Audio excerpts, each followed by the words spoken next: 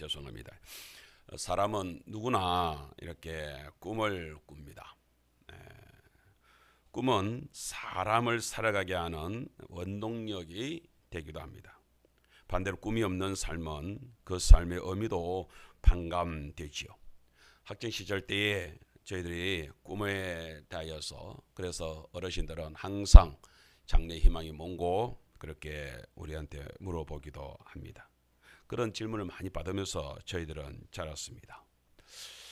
그런 삶을 생각하게 되면 요즘에는 옛날에는 하다못해 대통령이 되는 꿈이라도 애들이 나는 뭐가 될 거예요 뭐가 될 거예요 그런 거라도 이렇게 자신감 있게 이야기를 하고 그랬는데 요즘에는 세대가 많이 달라지는 것 같습니다. 우리 한 조사에 의해서 보게 되면은 그게 이 학벌 없는 사회를 위한 시민 모임에서 이렇게 자료를 내놨는데요. 한번 띄워볼래요? 거기 보면은 교육부와 한국직업능력연구원에서 전국 초중고교 학생들 22,702명, 학부모 11,946명, 교원들 교사들이죠. 2,800명을 대상으로 해서 2022년 초중등 진로 교육 현황 조사를 진행을 했다고 그럽니다. 조사 결과에 강주 지역을 향하여서 이렇게 조사를 했는데 강주 지역에 있는 학생들 응답자 중 초등학생 13.8%, 중학생 45.7%, 고교생 25.7%가 희망 직업이 없는 것으로 조사가 되어졌습니다. 참 희망 직업. 내가 뭘 하고 싶다는 내 희망하고 이거 뭐 이렇게 공부하고 싶어요. 여기 들어가서 일하고 싶어요. 이 희망 직업이 없어요. 그들 중에서 그렇게 답을 한 사람들 중에서 초등학생 42.4%, 중학생 51.0%, 고교생 52.0%가 희망 직업이 없는 이유가 뭐예요? 라고 물었습니다. 그랬더니 내가 무엇을 좋아하는지 아직은 잘 모르겠다. 내가 지금 뭘 좋아하는지를 잘 모르겠다. 사실은 저희 아이들을 이렇게 길러봐도 고등학교 졸업한 아이들을 갖다가 대학에 이렇게 진학을 시키려고 할 때에 특별히 뭘 갖다가 이렇게 난 이 길로 가고 싶어요. 특별히 뭐가 없는 것 같아요. 그리고 자기도 잘 모르겠다는 얘기를 많이 합니다. 그래서 이번에 이렇게 정창이 그 엄마한테도 이렇게 통화를 좀 했는데 이렇게 대학을 지금 몇 군데를 이렇게 한다는데 정창이는 분명하게 이렇게 그렇게 경영학적으로 이렇게 맞춰서 이렇게 지금 원서를 넣고 그렇게 있다고 그렇게 얘기를 합니다. 그래서 나름대로 이렇게 뚜렷하구나. 뭐 예를 들자면은 뭐 그런 거 상관없이 학교 그냥 막 여기도 넣고 해가지고서 그 중에서 그냥 뭐 자기 취향과는 상관없이 그냥 합격하면 그냥 합격되는 곳에 그냥 뭐 가보자 그런 게 아니고 분명한 의도가 있는 참 좋은 현상을 생각을 합니다. 그럼 대체적으로는 뭐 아직까지는 잘 모르겠다. 그래서 이게 너무 많다는 것입니다. 그래서 이런 부분들을 저희들이 생각을 하게 될 때에 사람들은 왜 그러냐, 왜 이러냐. 그래서 전문가들이 그렇게 되는 이렇게 왜 아이들이 우리 대한민국 아이들이 이렇게 진로가 이렇게 정해지지는 못할까? 그 중에 한 가지를 뽑는 것이 너무 부모 의존에 강하다. 부모들의 아버지나 어머니의 그 영향이 커가지고서 부모들의 이렇게 이끌어주는 대로 그냥 따라가다 보니까 그냥 묻는 거죠. 아빠 어디로 갈까요? 엄마 어디로 갈까요? 이러는 거죠.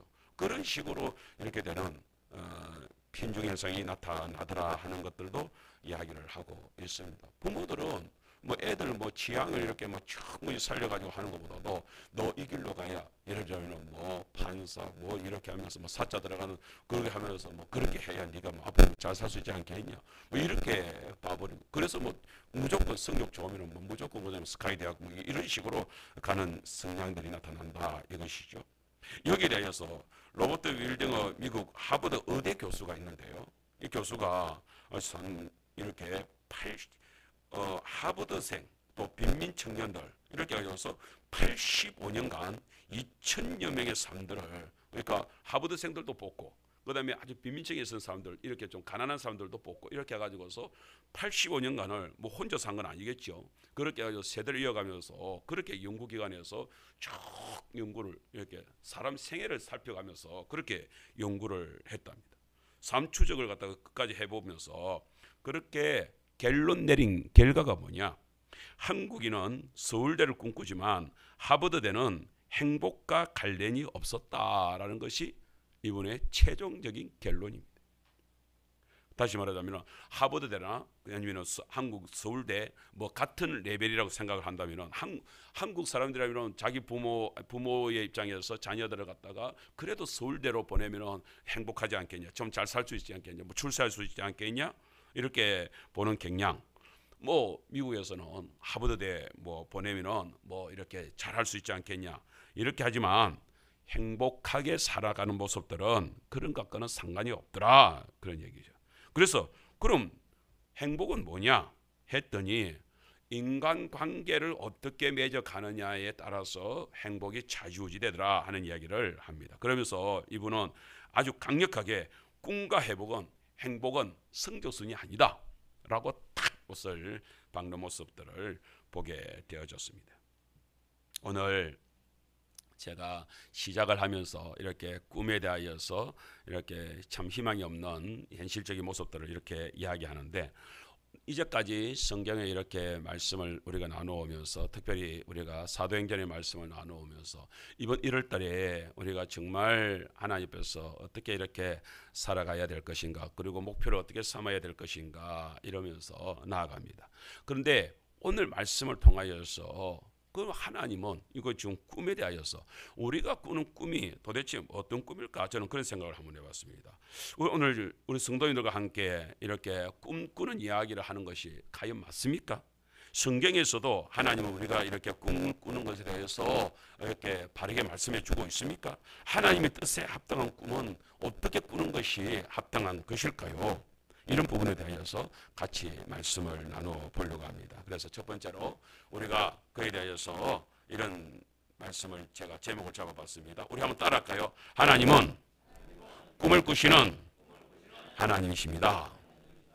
저는 이렇게 사람들이 이렇게 왜 꿈 이럴까라고 생각을 했는데, 사실은 하나님이 꿈을 꾸시는 분이다. 우리 오늘 본문의 말씀을 먼저 한번 읽을까요? 본문 보여주신 대로만 읽겠습니다. 시작. 하나님이 말씀하시기를 말세에 내가 내 영을 모든 육체에 부어주리니 꿈을 꾸리라. 아멘. 뭐 여기 여러 가지로 말들이 나오고 있습니다만은 뭐 환상도 본다, 예언도 본다, 꿈을 꾼다, 이런 여러 가지 얘기가 나오지만은 모든 것들을 합쳐서 저는 오늘 꿈에 대한 비전에다가 초점을 맞추면서 같이 말씀을 나누려고 하는 것입니다. 우리가 지난 시간에 우리 말씀을 나눴습니다만 사도행전 2장에서 이제 예수님이 성천에 올라가시면서 정말로 제자들과 사람들이 얼마나 두려움 가운데 있었습니까? 그런데 그 속에 그 마가다락방에 갑자기 성령님이 강력하게 그렇게 강한 그렇게 불같이 바람같이 확 임하면서, 그리고 불의 혀같이 이렇게 임하면서 성령님이 그들을 갖다가 확 쥐어버렸습니다. 그러니까 그렇게 성령님이 그들을 갖다가 부풀어 오르게 하니까 그들이 그동안에 두려웠던 마음들이 확 사라지면서 그 마가다락방에서 견딜 수가 없어가지고서 바깥으로 성전으로 뛰쳐나가면서, 여러분 생각을 해보세요. 거기에 지금 나중에 뒤에 보면은 해시마에 돌아오는 사람들이 3,000명이라고 사람이 해시마에 돌아왔어요. 그러면은 얼마나 많은 사람들이 성전에 모였겠느냐 한번 생각을 해보세요. 거기에 120명의 그 마가다락방에 있었던 사람들이 성령이 임하셔가지고 그들이 각 나라 방언으로 그렇게 해가지고서 그 언어들을 갖다가 터뜨려내면서 하나님의 일을 갖다가 확 선포를 했을 때에 사람들이 그 속에서 전체적으로 들어보면 왕왕거리는 소리이지만 그 중에서 사람들이 귀가 있는 사람들은 들을 거 아니에요. 그런데 뜻밖에도 그 왕왕거리는 소리 저 속에 뭐야? 하고 듣는데 들어보니까 거기에서 세상에 하나님의 놀라운 일들을 갖다가 막 얘기를 하는 것입니다. 그 소리가 각 나라 말로 들리는 것입니다. 뭐 쉽게 말하자면 우리식으로 얘기하자면 일본 사람들은 일본 말로 들리고요, 중국 사람은 중국 말로 들리고요, 베트남 사람은 베트남 말로 들리고요, 그런 식으로 각 나라 말로 그렇게 해가지고 다 들리는 거예요. 그런데 그게 그냥 중구난방으로 아무 소리나 그냥 막 해대는 소리가 아니라 분명하게 하나님의 일을, 하나님의 일이라는 게 뭐겠습니까? 결국에는 예수 십자가의 사건들, 하나님이 우리한테 독생자를 보내준 사건들, 하나님의 마음, 하나님의 뜻, 그런 일들이 그냥 확 흩어졌겠죠. 사람들이 놀라는 거예요. 그 놀라는 가운데에서 놀라운 일들이 벌어지면 누가요? 성령님이 오시니까, 성령이 오시니까 갑자기 세상이 바뀌어버리는, 사람이 변화되고 바뀌어버리는 놀라운 역사가 일어나죠. 성령이 오시기 전에 제자들의 마음은요, 제자들은요 움츠러 들어가지고서 도무지 지금 오순절 절기잖아요. 거의 지금 솔직히 축제가 벌어지는 것이거든요. 오순절이라고 한다면 우리가 뭐 성경에서는 아주 그냥 추수감사절이라 생각하면 딱 되는 거예요. 추수를 하고서 그렇게 하여서 사람들이 기뻐가지고서 하나님께 그 곡식을 가져오고, 그 다음에 뭐 제사를 드리러 오면서 기뻐하고 즐거워하고, 사람들이 얼마나 그런 사람들이 많이 모였겠습니까? 그러면서 지금 성전에 모여든단 말이에요. 그 제자들은 그런 가운데서도 도무지 밖으로 못 나갑니다. 왜냐하면 예수를 따랐던 무리들을 갖다가 지금 잡으려고, 그래서 잡아 죽이려고 지금 덤벼드는 그런 외세의 힘에 의하여서 두려워서 못 나가고 있습니다. 성령님이 오시니까, 성령이 오시니까 거기에 놀라운 역사가 일어나는 거예요. 그 두려워서 가지고서 마가다락방에 숨어 있었던 그 사람들이 갑자기 뭐에 그냥 소이스, 그냥 우리 그런 거 있잖아요. 뭐에 시있다 이런 말 하잖아요. 뭐에 시인 뜻이, 성령님이 그렇게 딱 잡아주니까 그래가지고서 성전을 나가면서 놀라운 역사를 일으킵니다. 성령님의 역사가 그렇게 이루신다는 것입니다. 그럼 그 성령님이 그 오순절 다락방에 모였던 그 사람들을 그렇게 놀랍도록 변화시킨다고 한다면, 오늘 지금 2월달에 계속해서 사도행전을 통하여서 성령님의 역사가 일어나는 부분들을 나눌 것입니다. 오늘은 우리가 요엘서를 가지고서 그 성령님이 어제나 오늘의 영원토록 동일하신 하나님은 오늘도 저희들한테 성령님의 역사가 일어날 줄 믿습니다. 그러면 성령님의 역사가 일어난다면 그 우리들한테는 어떤 의미로 다가오느냐 이거예요. 성령님이 어떻게 역사를 하시겠냐는 것이죠. 그 부분을 우리가 같이 나누기를 원하는 것입니다. 그러면서 오늘 말씀을 함께 들어갔으면 좋겠습니다.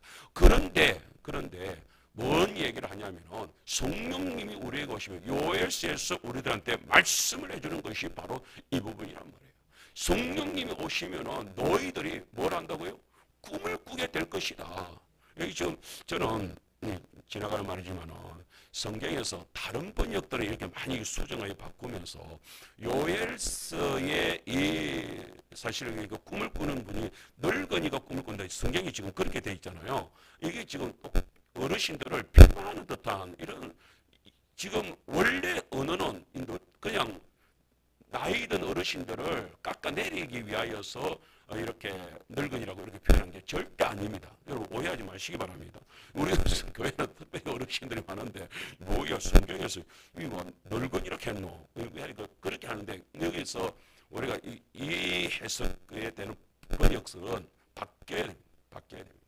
그래서 예를 들면 원어적으로 따지자면은 이 나이 드신 분들의 이야기를 갖다가 장로급에, 그러니까 아주 연세가 있는 가운데에서 지도력을 발휘했던 어르신들, 이런 얘기가 이 속에 숨어 있습니다. 그래서 여기서 우리가 쉽게 생각한다면은 장로들, 어르신들 이렇게 말하는 것이 저는 맞다고 생각을 합니다. 그래서 제가 일부러 꿈을 꾼다 해야 그 늙은이 말을 갖다가 일부러 뺐습니다. 그래서 이게 그냥 폐마시키는 늙은이가 아니다. 어르신들을 두고서 표현한 것이다. 그걸 분명하게 우리 성령들이 같이 알면서 말씀을. 그래서 뭐예요? 이미 연로하신 분들, 또 이렇게 일선에서 한 발짝 물러나신 분들이, 그래서 이제 젊은 너희들이 이제 해라라고 이제 물려주고 물려놔야 되는데, 성령님이 임하시게 되면 그런 어르신들까지도 모두, 그래서 여기에서 요엘서에서 뭐라고 표현을 하고 있냐면은 이렇게 말씀을 하고 있습니다. 거기 보게 되면은 17절에 하나님의 내 영을 내 영을 모든 육체에 부어 주리니 그랬습니다. 모든 육체. 이게 바로 얘기예요. 그 모든 육체를 얘기하는 것이 모든 사람들이라는 얘기예요. 모든 사람들인데 그게 누구라고요? 젊은이도 포함된다. 그게 어린아이 소녀들도 포함된다. 거기에 어르신들도 포함된다. 그러니까 모두란 얘기예요. 모두가 다 예언을 하고 모두가 다 환상을 보고 모두가 다 꿈을 꾼다. 이런 얘기란 말이에요. 어르신들이라 하기 위해서 물러나 있고 어르신들은 이제 거기에 대해서 이제 이렇게 멈추고 이게 아니다. 성령님 오시면은 우리 하계 지역에 성령님이 역사를 시작을 하게 되면은 여기에 있는 우리 청년들부터 시작해가지고서 우리 어르신들 남녀노소로 막론하고 모두가 다 하나님께서는 우리에게 뭘 주신다고요? 비전을 주신다. 꿈을 주신다. 할렐루야. 그렇습니다. 그 말씀을 저희들에게 주고 있습니다. 그런데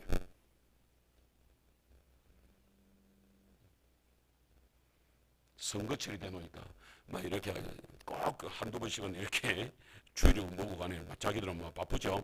이렇게 합니다. 그런데 성령님의 역사가 이렇게 꿈을 주신다라고 말하는데 우리가 꿈을 우리가 받기 전에 이 꿈이 도대체 어디로부터 출발했던가 하는 것들을 말씀을 찾아보고 싶은 것입니다.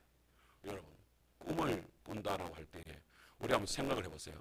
이 천지가 만들어지기 전에 우주 만물이 만들어지기 전에 하나님이 처음에 창조를 생각을 하셨습니다. 그렇죠?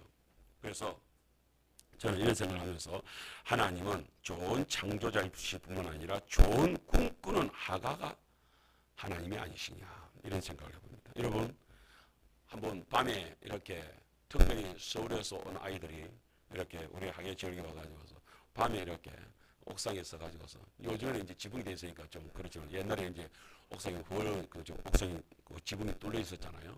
그러면서 목사님 학예에 오면은 신기한 게 있어요.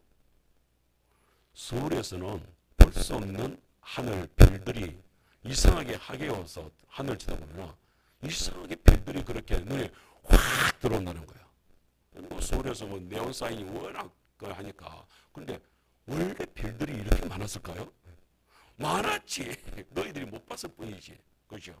얼마나 화려하게. 그죠? 그리고 여름에 그 은하수가 확 펼쳐지는 모습들이 얼마나 예쁩니까? 그죠? 별들만 하더라도 그렇지요. 산천을 바라보게 되면 어떻습니까?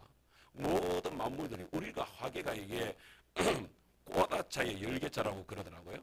꽃이 만발하는 그리고 사계절마다 어떤 면에서는 겨울에 진꽃도 예쁘고 그렇게 해가지고서 봄부터 시작해가지고서 화려하게 꽃이 피어나기 시작을 하면은 온 천지가 얼마나 그렇게 아름다워요.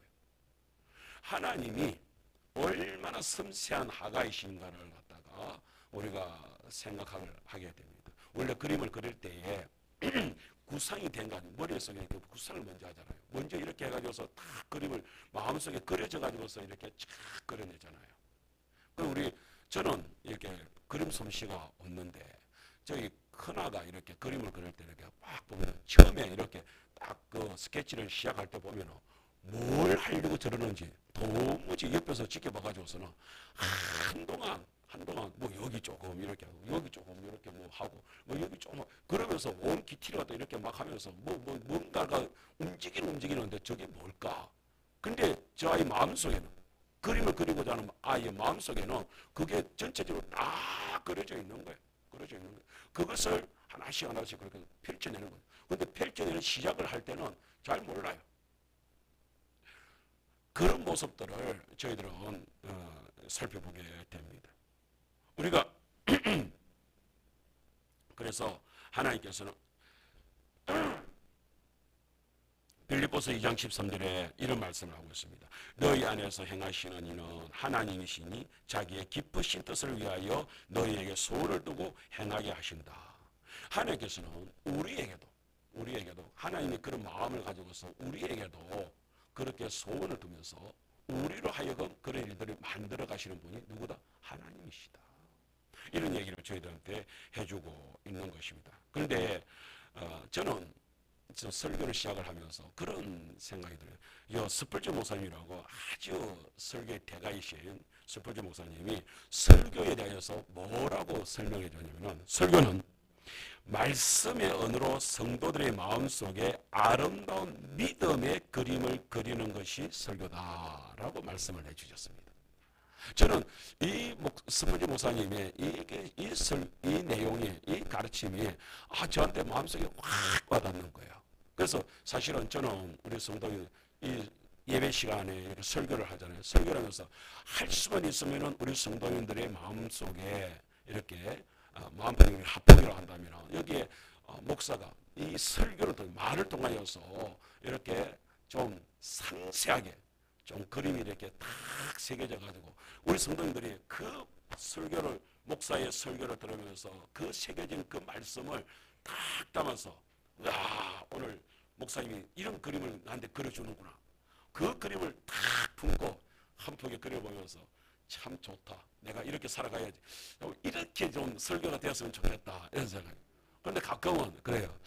내가 그리긴 그렸는데 제대로 그려졌을까? 성도들이 그 그림을 보면서 야 좋다라고 할까? 아니면 무겁고 그림이라고 그렸는데 뭐 이렇게 얄궂이노? 이럴까? 막 좀 근심이 되고 하는데, 오늘만큼은 이렇게 좋은 그림이 우리 성도들 합폭에 딱 당겨지고 그 그림을 딱 붙잡기를 축복합니다. 예, 저는 참 그런 의미에서, 어떤 면에서 제가 이렇게 설교를 들으면서 그런 것을 느꼈습니다. 제가 고등학교 때까지 예수님을 모르고 이렇게 절에서 합정예의사, 주지성 예의사 하면서 그런 꿈을 꾸면서 나무 밑으로 외치던 그런 아이가 어느 날부터 고등학교, 중학교 이렇게 2학년, 3학년이 되면서 갑자기 왜 그랬는지 모르겠는데 삶과 죽음이 뭐뇨, 여기에 대해서 막 고뇌고기 시작을 하는 거예요. 사는 게 뭐야, 죽는 게 뭐야. 근데 답이 없잖아요. 답이 없잖아요. 그러면서 그런 고민을 하면서 고등학생이 됐습니다. 그런데 고등학생에서도 이게 점차적으로 내 속에서 더 갈등이 일어나지, 갈등이 줄어들지가 않는 거예요. 그런 가운데에서 교회가 관심이 가는 거예요. 그래가지고서 제 스스로, 저는 누가 이렇게 어디 가자 이렇게 한 게 아니라 제가 마음속에 교회를 가봐야 되겠다 하는 마음이 들었습니다. 그때에 제가 처음에 간 교회가 성결교단의 교회였습니다. 근데 거기서 제가 누굴 봐버렸냐면 우리 학교에서 주먹기라는 친구를만, 이게 여기 다니다가는 저 친구랑 어울리게 되겠다, 안 된다. 그래가지고서 부랴부랴 그 다음 주에 교회를, 다른 교회를 가는데 그 교회가 삼천포 교회였습니다. 삼천포 지금 교회 있는데 거기에 지금 총회장까지 하시고 은퇴를 하신 주준태 목사님이 심우를 하고 계셨습니다. 그 주간 바로 그 첫날 예배에 딱 참석을 했는데 그 첫날 이상하게 목사님은 저가 올 거라고 생각도 못 했겠지요. 그런데 설교를 하시는데 바울 선생님의 이제 부활절이 가까우니까 그런 설교를 하신 것 같은데, 그러면서 천국, 지옥 이 얘기를 하면서 그 바울 선생님이 그런 얘기를 하거든요. 자기가 만일에 천국이 없다고 한다면 나는 결코 여기 이 땅에서 이렇게 하는 것이 나만큼 어리석은 자가 없을 것이다. 그러면서 천국이 확실히 있다는 사실을 목사님이 확 그림을 설교를 하시는데 그게 내 마음판에 확 그려지는 거예요. 천국, 지옥이 그려지고 거기서 구원받은 사람, 거기 멸망받은 사람들이 확 그려지면서 제 마음속에 확 불붙 뜻이, 그러면서 그 설교를 들으면서 나도 모르게 그 고등학교 1학년짜리가 뭘 알겠습니까? 눈물이 그냥 폭포수로 쏟아지는 거예요. 이야, 답을 얻었다. 그 답을 얻었다는 것 때문에 감격이 넘치는 거예요. 그러면서 내 고뇌는, 내 방황은 여기서 끝이다. 나는 이제 끝났다. 예수님 때문에 내가 살았다는 게 확 다가오는 거예요. 저는 그때 받았던 그 감격이, 지금도 제가 이렇게 뜨겁게 얘기하잖아요. 그때 이후로 그렇게 해서 어머니한테 들켜가지고서 교회 다니는 게 들켜가지고서 그때부터 이제 갈등이 일어나고 다툼이 일어나고 싸움이 일어나고 했지만은 그 감격이 그 첫날 목사님이 주목사님이 저한테 그려준 그 그림, 천국과 지옥의 그림, 그리고 구원받은 자의 그 확실한 그림이 저한테 확 다가오니까 그것도 견딜 수가 없는 거예요. 견딜 수가. 어머니가 아무리 뭐라고 하더라도 그러면서 심지어 뭐 빗자루 몽댕이라고 그 방쓰는 빗자루 있잖아요. 그걸 가지고서 뭐 내 등을 내리치고 어쩌거나 어쨌든 간에 난 안 되는 거야. 포기가 안 되는 거예요. 그러면서 솔직히 여기까지 이렇게 목사가 되고 이 사실을 내 이 기뻤던 이것을 내가 모든 사람들에게 나누어야 돼. 우리 형제들뿐만 모든 사람들에게 나누어야 되겠다. 그 감격에서 견딜 수가 없었던 것입니다. 여러분, 하나님께서는 어떻게 그림을 그려 나가기 시작하십니까? 처음에 여기 지금 이러니까요. 뭐가 뭔지 아무것도 모르죠. 하나님께서 처음에 창조를 시작을 하시면서 어떻게 시작하냐? 창세기 1장 2절에 보세요.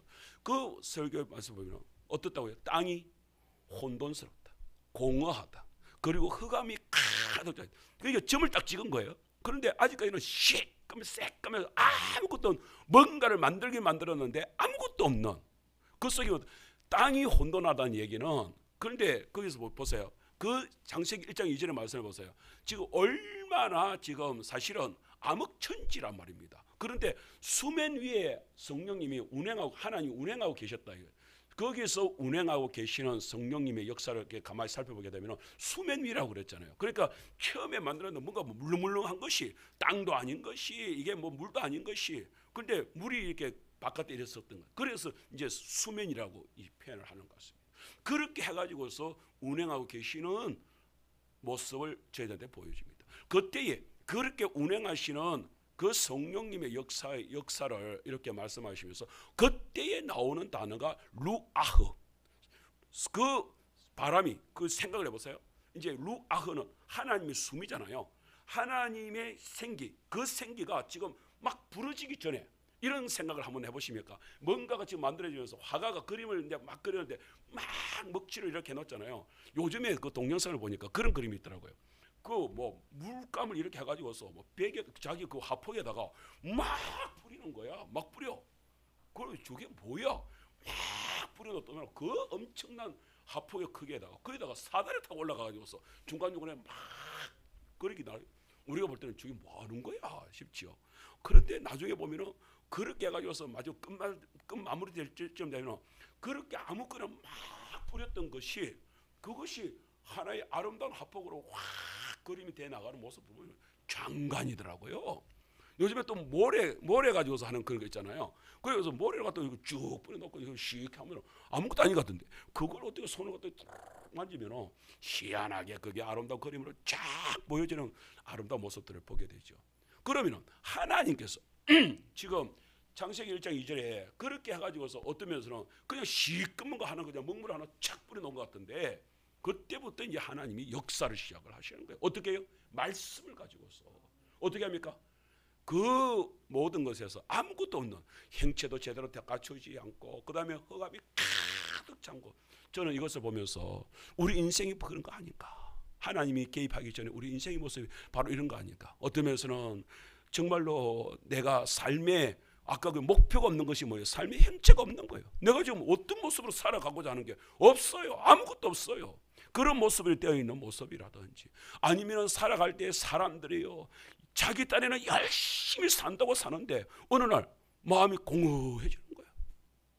그래가지고서 이 뭐 내가 이렇게 살다가 이 뭐 살면 뭐하노 싶어가지고서 자살을 기도를 하기도 하고 그래가지고 안 되니까 요즘 그 연예인들 거 보세요. 마약을 나는 그렇게 빛나게 그렇게 스포트를 밟고 그렇게 화려하게 살면서 마약을 왜 하는지 모르겠어요. 가수들이 그렇게 화려하게 공연을 하고 나서 왜 뒷방에 가가지고서 마약을 하냐고요. 그렇게 해서 즐거워가지고 그래 거창에 있을 때 권사님 한 분이 자기는 그래가지고서 이제 제가 이제 그날 예배를 마치고 그날 초청을 받아가지고서 그 이제 장로님 때문에 갔는데 그래가지고서 이제 장로님하고 이 얘기 저 얘기 하고 있는데 권사님하고 이제 부인 권사님하고 따님이 이제 들어오는 거예요. 둘이가 들어오면서 그 문 앞에서부터 들어오면서 아이 딸하고 엄마가 이제 들어오면서 막 찬양을 하면서 그분들이 성가대를 하거든요. 그러면서 들어오면서 막 찬양을 하면서 춤을 추면서 이렇게 하면서 둘이서 손을 잡고 막 하면서 그렇게 들어오는 거예요. 제가 장로님하고 있으면서 어이 전도사님, 아니 전도사님이란다. 그 이제 저를 보면서 장로님이 어이 목사님만 계시는데 이러는 거예요.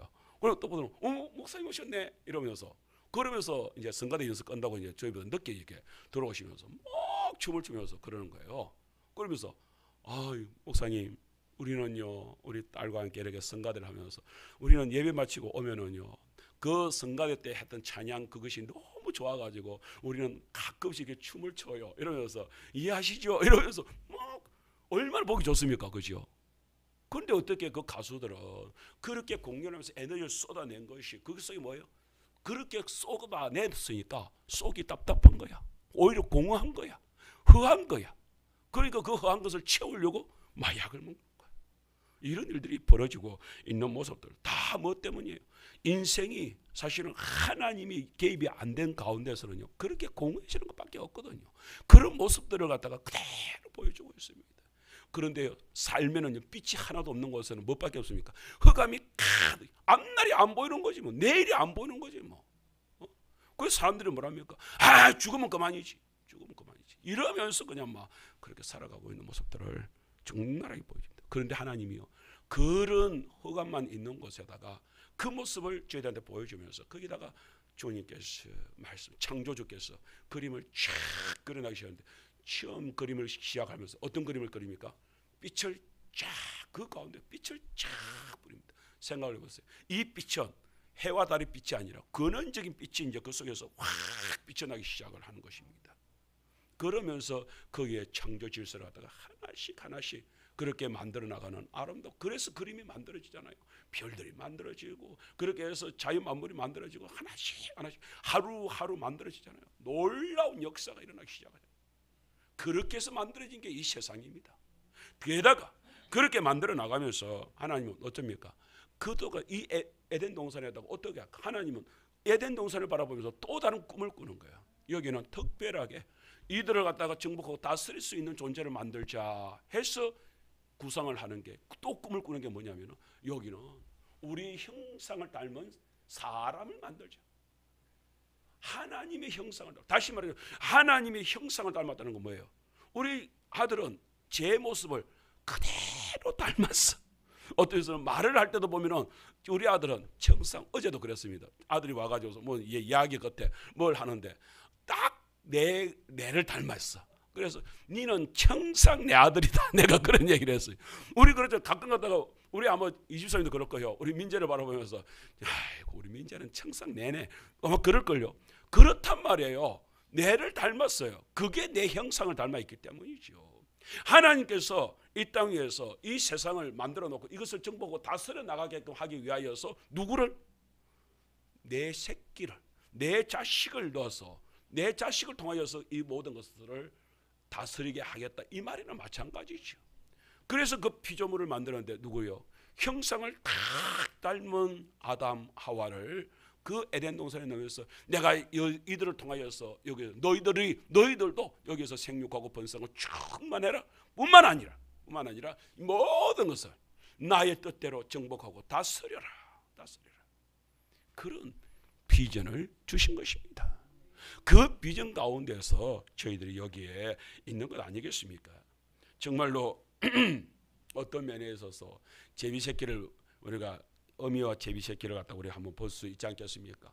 정말로 하나님께서 얼마나 우리를 갖다가 이렇게 탁 품고서 이렇게 돌보시고 싶어 하시는지를 저는 이 그림을 우리가 한번 볼 수 있겠습니다.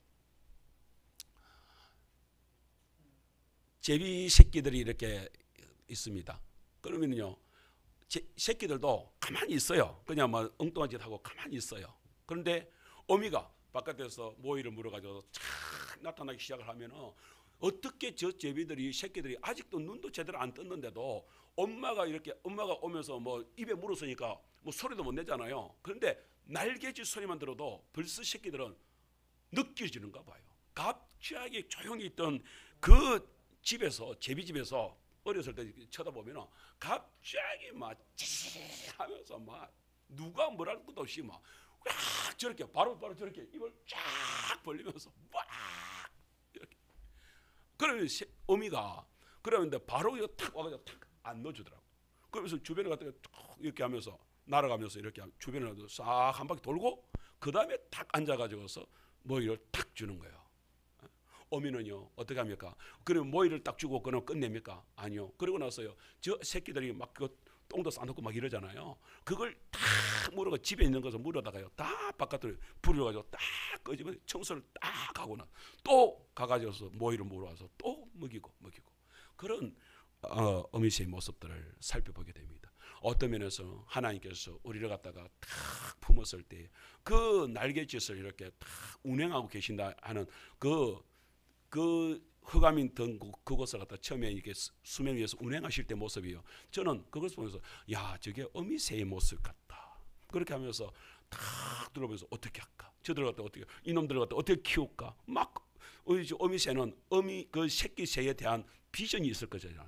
하나님께서 이 땅을 만들면서 그냥 아무 생각 없이 그냥 막 툭툭 그런 것이 아니라 정말로 진지하게 어떻게 해가지고서 이것을 내가 정말 아름다운 작품을 만들까 그 구상되고 그 꿈을 가지고 하나님의 꿈대로 이루어진 것이 이 세상의 모습인 줄 믿습니다.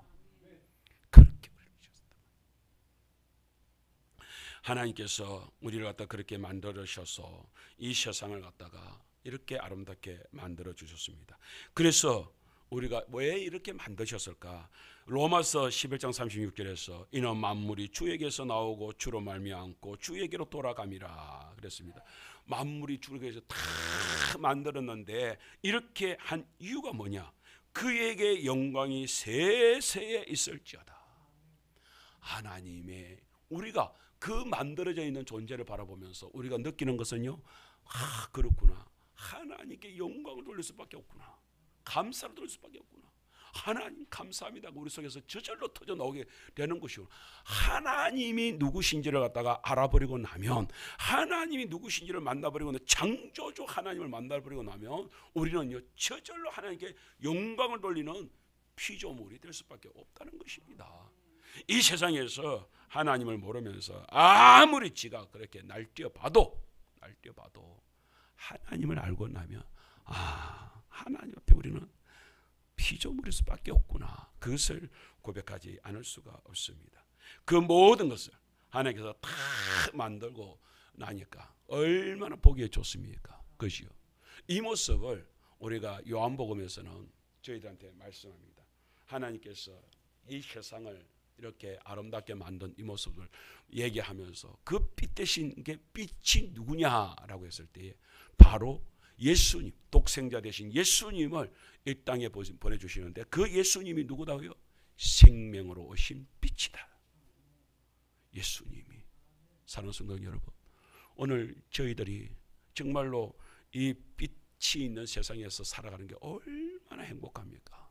사실은 이 빛을 우리들한테 보여주시면서 저희들한테 보여주시는 것은 너희들 이 빛 때문에 사냐? 진짜 빛으로 사는 것은 예수님의 빛으로 사는 것이 진짜다. 그걸 저희들한테 가르쳐 주는 거예요. 오늘 이 시간 이후로 우리 성도님들이 이 빛이 있는 가운데서 빛이 참 좋구나. 햇빛도 참 좋구나. 그러나 햇빛보다 더 좋은 것은 뭐예요? 생명의 빛 대신 예수님입니다. 그 예수님의 빛으로 복되게 사는 성도님 되시기를 주님을 축복합니다. 그렇습니다. 그런 모습들이 저희들의 모습입니다. 하나님께서요 이 세상을 다 만드셨습니다. 좋았습니다. 근데 저는 이 모습을 생각을 하면서 그런 생각이 드는 거예요. 하덕에서 그 도자기를 갖다가 마지막에 이렇게 그 높은 온도에서 이렇게 굽잖아요. 작품을 굽잖아요. 그런데요 사람이 만드는 것은 모두가 완제품이 나오질 않습니다. 그 그림 한번 볼까요? 그렇게 해가지고서 그 도공이 그렇게 해가지고서 그 딱 하면서 작품을 갖다가 이렇게 검사를 하죠. 그런데 어떻게 해요? 결국에는 마음에 안 들면은 저렇게 박살을 내버립니다. 이것은 작품이 아니야 깨버립니다. 그런데 하나님께서는 세상을 만드시고 나서 그 모습을 보시면서 뭐라고 창세기 1장 31절에서요 이렇게 말합니다. 하나님이 지으신 그 모든 것을 보시기에 어땠다고요? 힘이 좋았다. 힘이 좋았다. 힘이 좋았다는 것은 말할 수 없이 너무너무 기쁘고 좋았다. 하가가 자기 그림을 갖다가 탁 마음에 딱 들잖아요. 그러면 자기 그림이 그게 마음에 들면 됐다 하고 환승을 지르듯이 오늘 하나님께서 하가가 되셔가지고서 그 세상을 갖다가 만물이 끝나고 났을 때에 안식에 들어가시면서 보시기에 힘이 좋았다. 안식에 들어가시는 주님의 그 화가 되신 주님의 모습이 보입니까? 덩실덩실 춤을 추시면서 그 안식을 들어가는 그 아름다운 모습이 보이십니까? 그렇습니다. 그렇습니다. 오늘 하나님께서 꿈꾸시고 먼저 꿈을 꾸시면서 그렇게 세상을 만드신 것이 하나님 판에 너무 좋았다는 것이에요. 오늘 그런 모습으로 저희들이 여기했습니다. 자, 그러면은 성령님도 삼위일체 되신 하나님이 성령님이시잖아요. 그 삼위일체로 오신 성령님이 오늘 저희들에게 왔습니다. 뭘 가지고 오셨을까요? 저는 하나님의 꿈을 가지고 오셨다고 믿습니다. 하나님의 꿈을 우리들한테 심어주려고, 그래서 이 땅 위에서도 그 하나님의 꿈이 펼쳐지게 만들려고 성령님이 우리에게 오신 것입니다. 그 사실을 통하여서 저희들이 한번 말씀을 보겠습니다. 이제 말씀을 좀 더 구체적으로 읽겠습니다. 사도행전 2장 17절 18절 시작. 하나님이 말씀하시기를 말세에 내가 내 영을 모든 육체에 부어주리니 너희의 자녀들은 예언할 것이요 너희의 젊은이들은 환상을 보고 너희의 늙은이들은 꿈을 꾸리라. 보세요. 자녀들, 젊은이들, 늙은이들 모두 다 어르신들을 비롯해서 모두가 다 정말로 진짜 꿈을 진짜 꿈. 이제까지 너희들이 있었던 것은 어떤 꿈이요? 세상적인 꿈 그것밖에 없었지만 이제 진짜 꿈을 꾸게 될 것이다. 사람은요, 우리가 알게 되는 사람은 꿈을 꾸며 살아가는 게 진짜 사람입니다. 그래서 세계적인 투자가인 워렌 버핏 이분이 이렇게 말을 했습니다. 오늘날 누군가 그늘에 앉아 살 수 있는 것은, 쉴 수 있고 그 속에서 생활할 수 있는 것은 오래전에 누군가 나무를 심었기 때문이다. 그런 말을 했다고 합니다. 참 우리가 그런 놓고 나서 한번 생각을 해보세요. 우리에게 있는 전기, 그죠? 이 전기를 보세요. 처음에 이 에디슨이 전기를 이렇게 만들 때 처음부터 이렇게 화려하고 좋은 게 아니었답니다. 정말로 처음에 그 에디슨의 머릿속에서 야, 이 촛불보다 더 밝게 이렇게 뭐가 어떻게 얼마나 구상을 하고 얼마나 꿈을 꿨겠습니까? 그 에디슨의 머릿속에 그리고 나서 그 전기불에 대한 그 꿈이 실행이 된 것이 이 전기불입니다. 자동차를 한번 생각을 해보세요. 그 자동차는 어떻습니까? 그게 그냥 우리가 지금 타고 다니는 이 자동차가 그냥 만들어지겠습니까? 그렇지 않습니다. 헨리 포드라고 하는 사람이 그 속에서 처음에 마차 이렇게 하면서 저 마차보다도 어떻게 효율적으로 더 제대로 된 그렇게 해가지고서 그 머릿속에서 꿈을 꾸기 시작을 하니까요.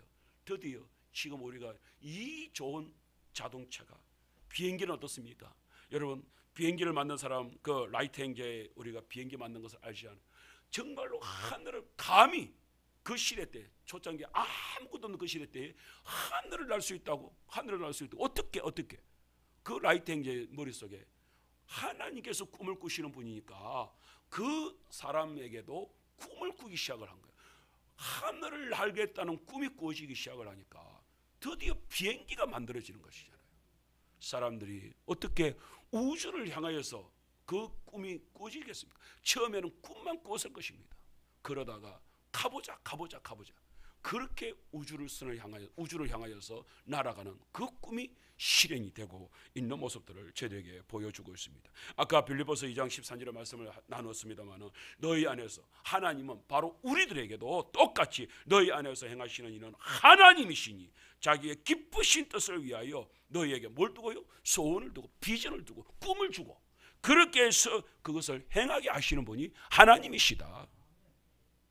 여러분 지금 우리를 생각하면서 이 모든 것을 누가 하신다고요? 하나님이 그 꿈에 대하여서 행하시겠다고요. 나는 오늘 우리 성도님들이 우리 가정에 대하여서 교회에 대하여서 모든 것에 대하여서 이제부터 새롭게 정말로 아이고 목사님 나는 뭐 늙었는데요. 우리 지난번에 우리 정윤혁 주사님 이렇게 고향에 이렇게 오신 것이 죽으러 왔습니다. 내가 깜짝 놀랐어요. 저렇게 정정하신 분이 이 고향 땅에 죽으러 오셨다고. 아니요, 집사님. 정말로 특별히 우리 하계제일교로 잘 오셨습니다. 성도 여러분, 우리 물론 하나님 부르시면 가겠지요. 그러나 그 때를 위하여서 우리가 준비할 필요는 없을 것입니다. 우리는 오늘 이 시간부로 시작하여서 우리 하계제일교 모든 성도들과 함께 하나님께서 오늘 이 시간에 우리들한테 주어야 될 하나님 성령님이 오셔가지고서 우리 모두에게 새로운 꿈을 분명히 부어줄 줄 믿습니다. 그 꿈이 우리한테 주어질 줄 믿습니다. 그 꿈을 이루라고 오늘 우리를 공동체로 이렇게 같이 묶어준 줄 믿습니다. 그 꿈을 꿔야지요. 하나님께서 우리 속에 소원을 심어준다고 했는데 그것은 내팽개치고 아이고 나는 죽을 테니까, 죽을 테니까 죽더라도 우리 어머니처럼 준비를 그렇게 하시기 바랍니다. 죽게 되니 그동안에는 겁이 나가지고서 우리 무당 숙모님 있지요. 겁이 나가지고서 쩔쩔매면서 갑생아 우리 집이 불교 집안 아이가, 우리 집안에 무당 숙모가 있다 아이가, 우리 집안이 제사 지낸 집안 아이가, 우리 집에서 어떻게 교회를 가겠노? 안 된다, 안 된다. 어머니 그랬거든요. 근데 하나님께서 마지막으로 딱 이끌어가면서 어이 이제 6개월 1년 내에 죽습니다. 그러니까 어머니가 죽는구나. 그럼 내가 죽을 준비를, 내가 죽는다 하니까 내가 정리를 하고 죽어야 되겠다 생각이 드신 거예요. 정리를 하려고 하는데 다른 것들은 다 정리가 돼. 딱 하나가 정리가 안 되는 게 그게 내하고 어머니하고 걸려 있었던 이 관계가, 저 아들 속에 내가 그동안에 수년 동안 그 가슴에 못을 예수쟁이라고 의미가 아들한테 못을 박아놨는데 저거 놔두고 내가 죽으면 어찌 되겠노? 저 아가 저렇게 인생을 살 수 있겠나? 그래 그 전화가 온 거예요. 목사 안수 받기 1년을 그 다음에 제가 그게 이제 11월 달인데 12월, 1월, 2월, 3월 지나고 4월 달에 노예 때 이제 목사 안수를 받아야 되는데 하나님께 기도했습니다. 하나님, 우리 집을 갖다가 목사가 돼가지고서도 우리 집 예수 안 믿는다고 얘기하면서 어떻게 성도들한테 예수 믿자고 내가 바깥에 나가서 전도를 합니까? 우리 집부터 먼저 구원돼야 되겠는데, 우리 부모님부터 교회 다녀야 되겠는데, 하나님 도와주세요. 내가 못하겠습니다. 도저히 내가 해보려고 별짓을 다 해봤는데 어머니 안 된대요. 어쩝니까? 안 된다는데 내가 맥살 붙잡고 끄집어 맥살 붙잡을 거예요. 그런데 그래가 끌려온다고 끌려옵니까? 어디요? 안 되는데 하나님 어쩝니까? 근데 하나님 아무 답이 없더라고요. 그런데 11월 마지막 주에 뜻밖에도 그날 딱 토요일인데 어머니 전화가 온 거예요. 내 교회 가줄게. 이게 뭔 말이야? 어머니 그게 뭔 말입니까? 내 교회 가준다 안 하나? 교회 가도 되겠나? 되고 말고 나한테는 되고 말고요. 그래가지고서 주일을 보내고 나서 너무 이상하잖아. 그래 어머니한테 갔습니다. 어머니 어찌 된 겁니까? 그 자초진 얘기를 하는 거예요. 내가 죽는단다. 침도 안 되고 이래가지고서 내가 6개월이나 1년 뒤에 죽는단다. 나는 이제 죽는단다. 그런데 죽는다 생각하니까 내가 바깥집안에 와가지고서 내가 정말 내 고생하면서 내 이 집안 정말 며느리로서 내가 부끄러움 하나도 없이, 마누라로서 부끄러움 하나도 없이, 엄마로서 부끄러움 하나도 없이 내가 열심히 살았다. 근데 마지막 죽는다 생각하니까 네가 딱 걸리더라. 네 가슴에 그 박힌 그거 빼주고 줄게. 예수 교회 가라니까, 교회 가는 게 네 소원이니까 내가 교회 가줄게. 여러분, 내가 그걸로서 내가 답을 얻었습니다.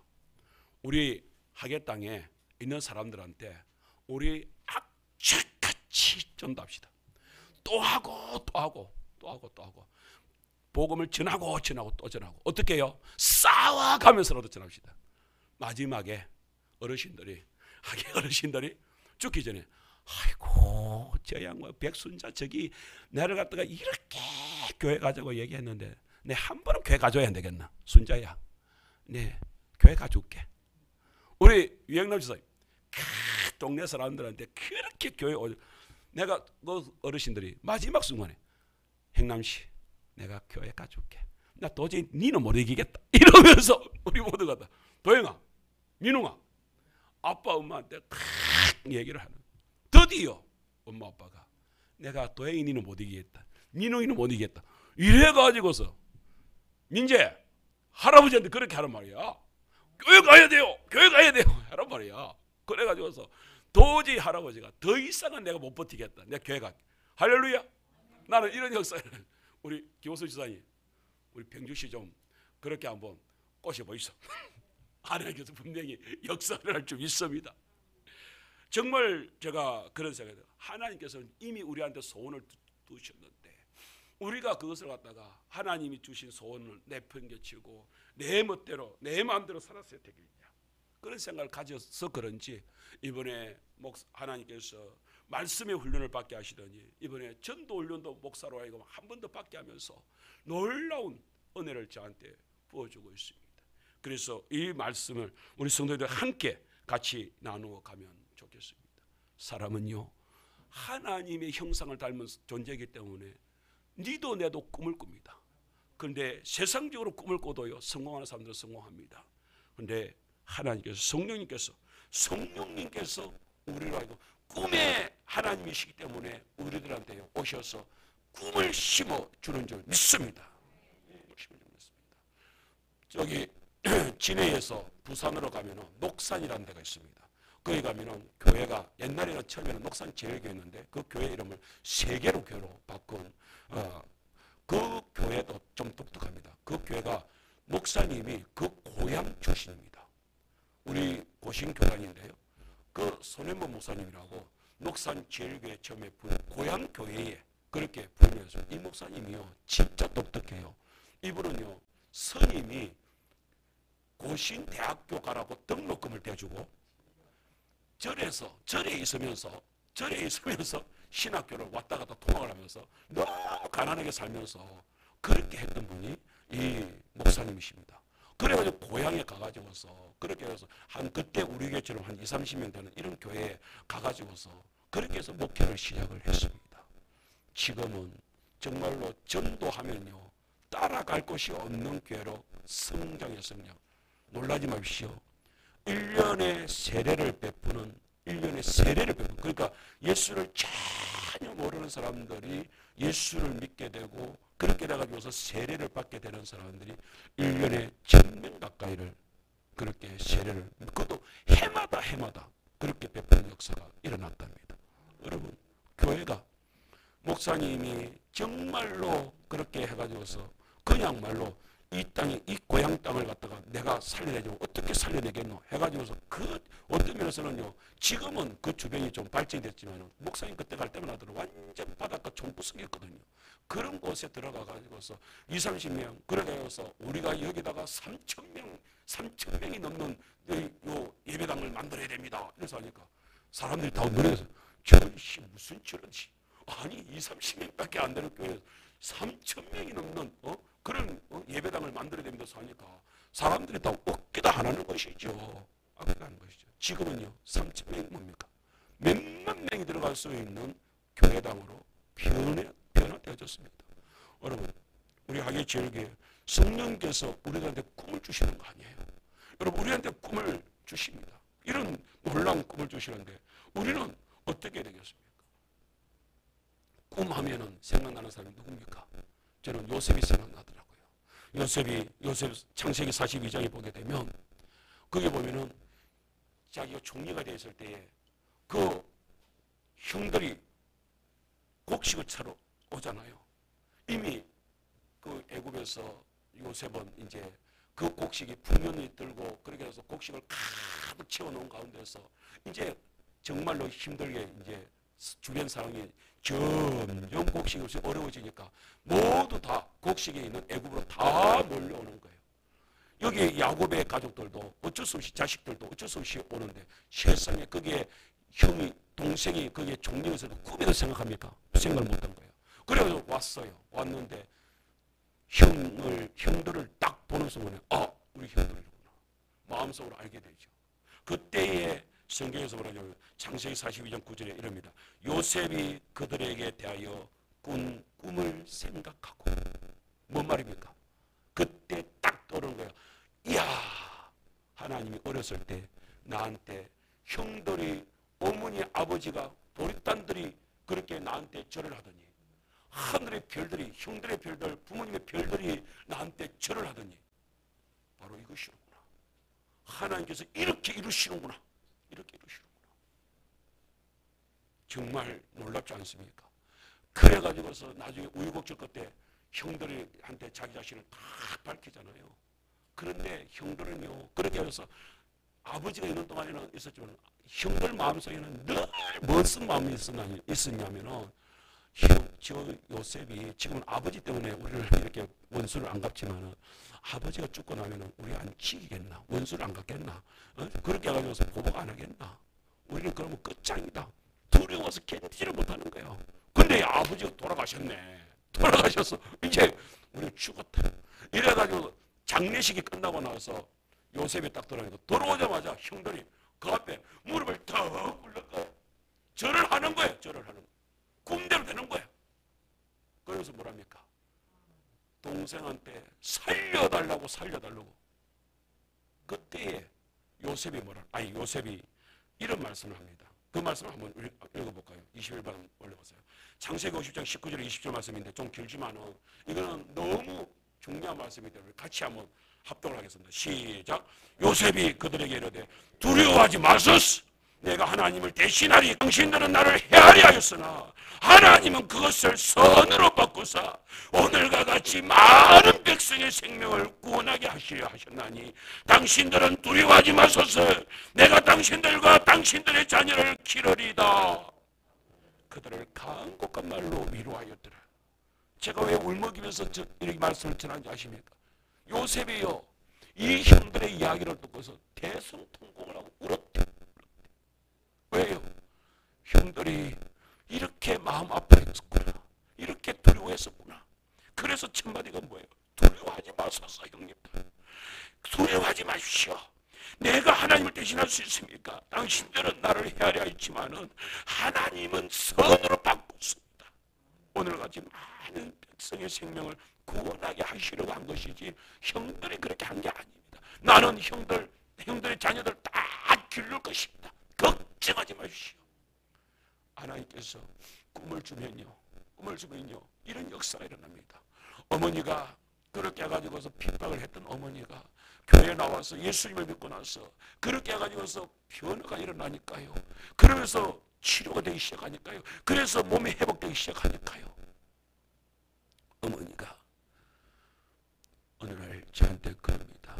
나는 오늘부터, 그날이 아마 추석 명절이었던 것 같은데 어머니가 그러는 거예요. 오늘 이 시간부터 나에게는 아들 갑생이는 죽었습니다. 이러는 거예요. 내가 깜짝 놀랐죠. 아들이 여기 있는데 죽었다는 거예요. 그러면서 하시는 말씀, 이제부터는 여기에 있는 이분은 나의 목사님입니다. 내가 그래서 지난날에 어미로서 아들한테 그렇게 핍박했던 거, 그렇게 잘못했던 거, 내가 이제 남은 생에는 목사님으로 모시면서 그 죄를 씻겠습니다. 그러시더니 목사님 용서하이소, 이 어미를 용서하이소. 그러면서 대성통곡을 하시더니 그때부터 시작해가지고서 이날까지 제가 갈 때마다 우리 집 사람한테 매너라가 소리 하면 안 합니다. 우리 목사님, 우리 사모님 오셨습니까? 정말로 그게 변화 아닙니까?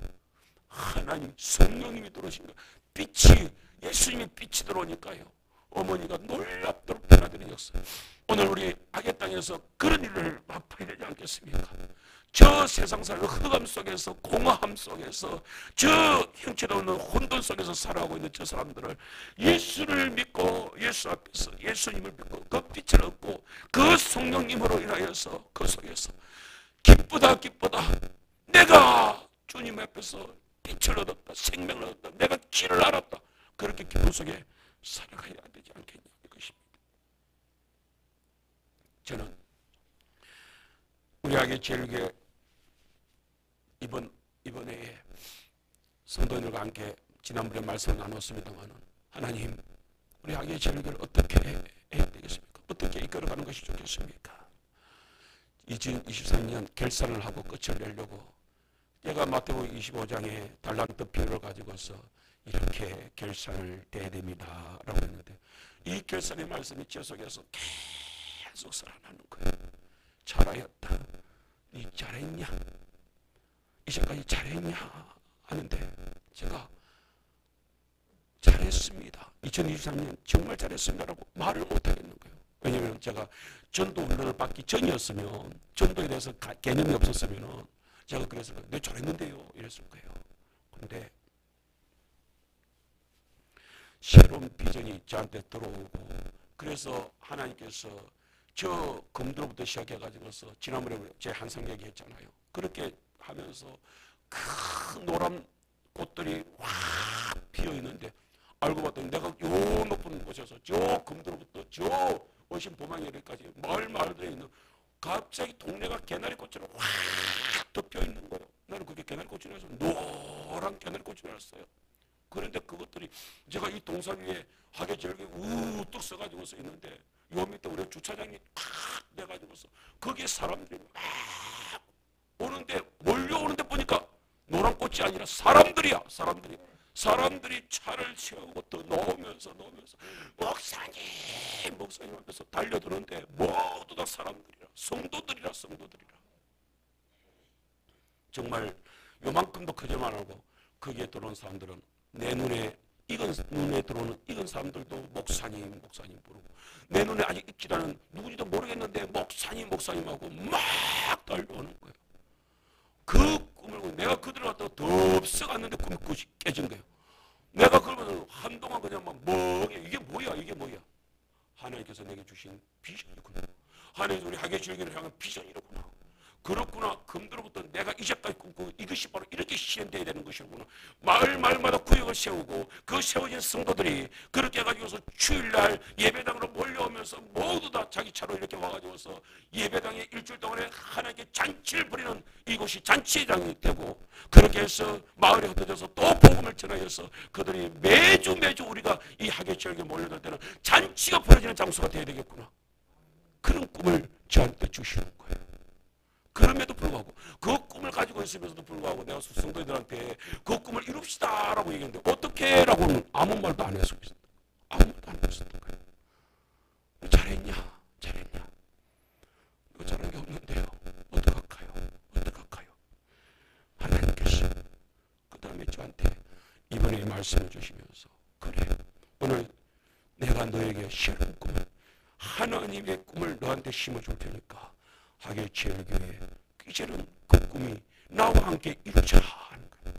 2024년을 가면서 착하고 충성되고, 내가 이거는 올해 2024년만 이렇게 아니라 몇 년 동안은 우리가 이 비전을 같이 붙잡고, 그래서 다스탄도 투다란도 받은 종들처럼 우리가 그저 하나님, 아까 그 찬양할 때에 하나님의 기쁨 되기 원하네.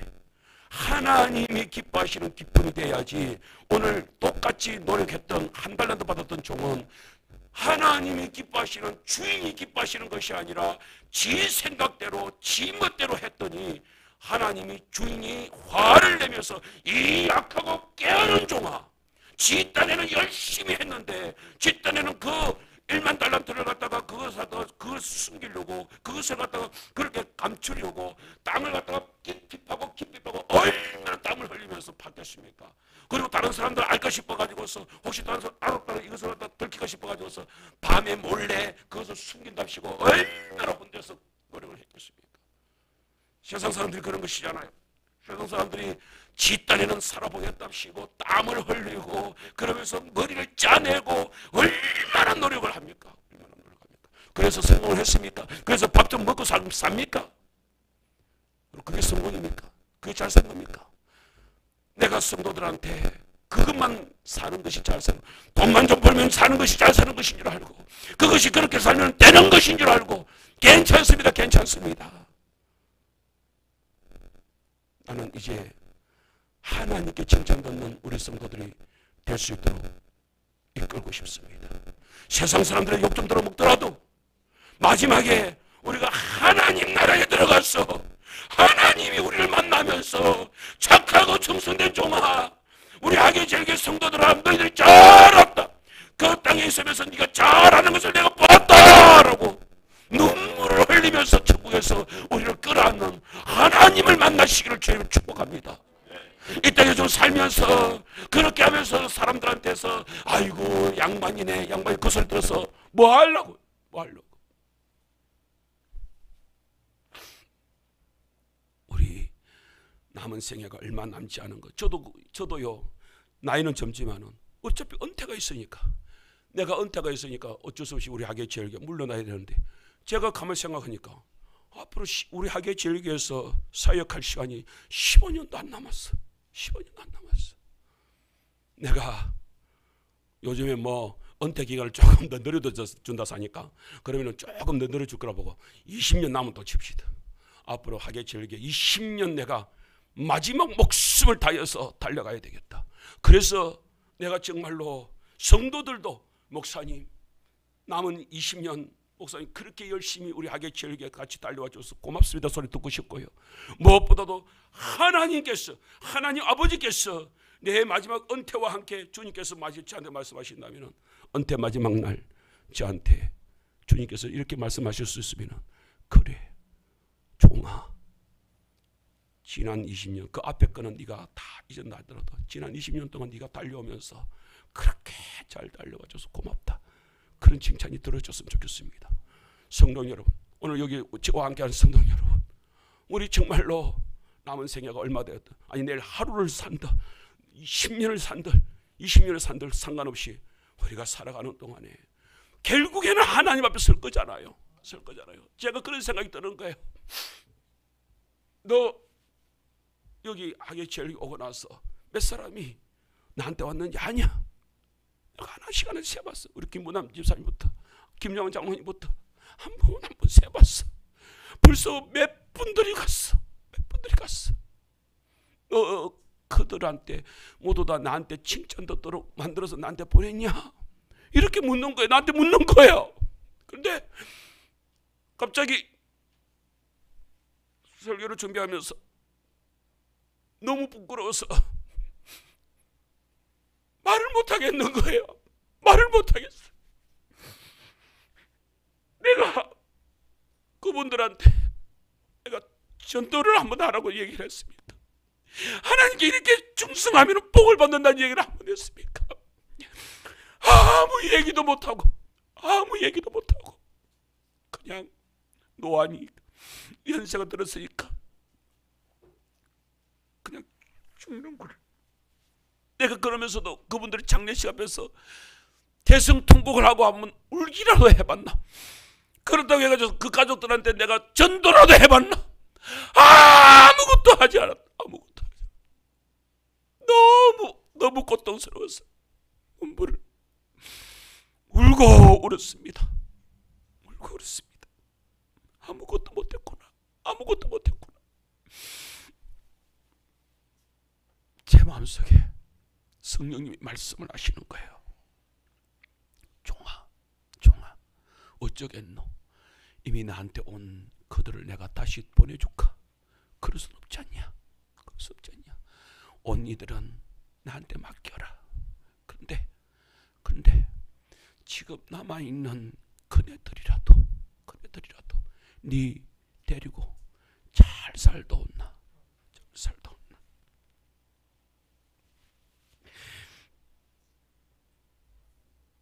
제가 무릎을 꿇고 하나님,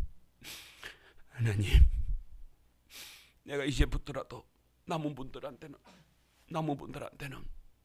정말 그래도 잘했다 그 말 들을 수 있도록 제가 한번 보겠습니다. 내가 너무 부족한데요.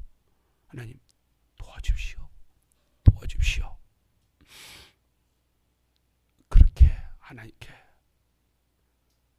고백을 했습니다. 성도 여러분, 하나님이 2024년을 보내고 24년 시작을 하는데, 이 첫 달에 왜 하나님께서는 우리들한테 이 비전을 주셨습니까? 칭찬 듣는 교회, 잘하였다 착하고 충성된 종. 우리 어르신들 남은 생에 나중된 자가 먼저 될 수 있다고 그랬잖아요. 그러니까 우리도 나중된 자가 먼저 되는 심정으로 내 남은 생에 이 생애를 우리가 다시 그냥 나이 들었으니까 그냥 죽을 날 기다리자. 아니요. 죽을 날 안 기다려도 언제든지 죽을 수 있습니다. 그러니 기다리지 마십시오. 살아있는 동안에는 죽을 날 기다리지 마시고 살아있는 동안에는 살아 움직이는 일하시기를 주님 축복합니다. 하나님 일하시는, 하나님 기뻐하시는 일, 주의 기쁘신 뜻을 이루면서 주님의 기쁨 되기를 원합니다. 주님의 기쁨을 드리는 선물 되기를 원합니다. 내가 주의 선물 되기를 원합니다. 주의 기쁘신 선물이 되기를 원합니다. 백교사님 색소폰 풀더라도 이제부터는 세상을 향한 세상 사람들 기쁨이 아니라 주님께 색소폰을 분다 생각하시고 그 속에서 어디를 가시든지 간에 복음을 가지고서 어디든지 뻗쳐나가시기를 축복합니다. 주님의 기쁘심. 성도 여러분, 주의 기쁘심 되기를, 주의 기쁘심 되기를, 그렇게 저와 함께 달려가기를 축복합니다. 기도하겠습니다. 할렐루야. 아버지 하나님 감사합니다. 주께서 함께 하시고 주께서 역사하여 주옵소서. 오늘 결단하는 저희들 주님 앞에서 정말로 착하고 충성된 종, 잘하였다 그 칭찬을 듣는 교회로 거듭나게 하여 주옵소서. 성령님의 꿈을 꾸는 교회, 성령님의 꿈을 붙드는 교회, 성령님의 꿈을 이루는 교회 되게 하옵소서. 예수님 이름으로 축복하며 기도드리옵나이다. 아멘.